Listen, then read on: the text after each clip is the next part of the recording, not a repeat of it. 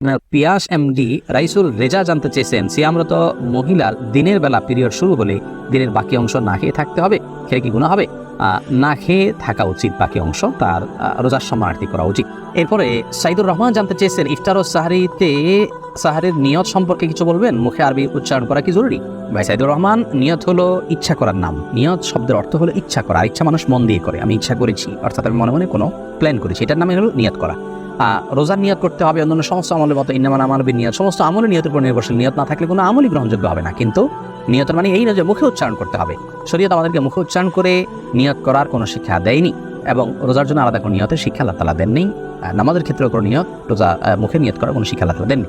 অতএব আমরা মনে মনে আমি যে রোজা রাখছি এটাই আমার নিয়ত হিসেবে যথেষ্ট হবে। আপনি ভোর রাতে কেন খেতে উঠেছেন? রোজা রাখার জন্য উঠেছেন, এর মানে হলো আপনার রোজা রাখার ইচ্ছা আছে, বাস নিয়ত আছে। আলাদা করে সেটাকে মুখে উচ্চারণ করা আর কোনো নির্দেশ ইসলাম আমাদেরকে দেয়নি, কোনো প্রয়োজন নেই।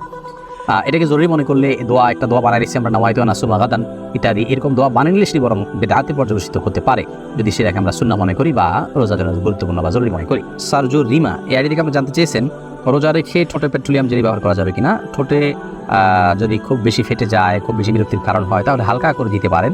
কিন্তু আপনার একান্ত যদি ঠোঁট না ফাটে বা খুব বেশি কষ্ট না হয়, তাহলে পেট্রোলিয়াম জেলি ঠোঁটে ব্যবহার খুব বেশি করে করলে আপনার সেটি আমাদের চতুর্সার ভিতরে যাবে, সে আশঙ্কা আছে। এই জায়গা থেকে এটি করা অনুচিত এবং অনুত্তম এবং করা যাবে না। বখতিয়ার করিম আপনি জানতে চেয়েছেন, রোজা থাকা অবস্থায় ওযুর সময় গড়গড়া কুলিও নাকে পানি দেওয়া যাবে কিনা। ভাই বখতিয়ার, খুবই গুরুত্বপূর্ণ একটা প্রশ্ন আপনি করেছেন। রোজা অবস্থায় ওযুর সময় গড়গড়া করা, কুলি করা, নাকে পানি দেওয়া, এগুলোর ব্যাপারে ইসলামের শিক্ষা দৃষ্টিভঙ্গি হলো যে নাকে পানি দেওয়া যাবে, খুব বেশি টান দেওয়া যাবে না জোর করে। আর গড়গড়া কুলি করবেন, কিন্তু খুব বেশি গলার ভিতরে নিয়ে গড়গড়া করবেন না।